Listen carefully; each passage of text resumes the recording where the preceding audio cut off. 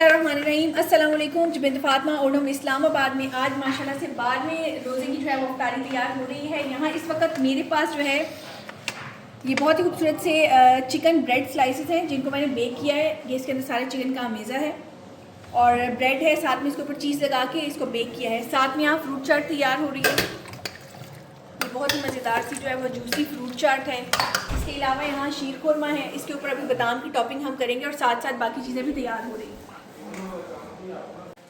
जी, अफ्तार के जो ट्रे हैं वो बिल्कुल तैयार हैं। आज अफ्तारी में जो है बहुत ही मज़ेदार सी चीज़ें बनी हैं।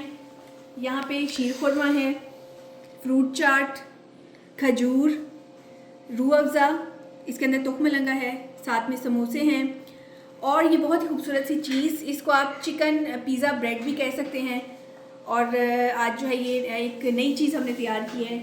आज देखेंगे कि हमारी माँ को कैसी लगती है।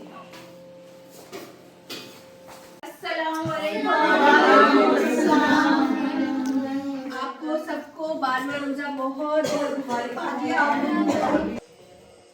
जी अल्हम्दुलिल्लाह। आज 12वां रोज़ा जो है वो भी इफ्तार हो गया है और मग़फ़िरत का अशरा है।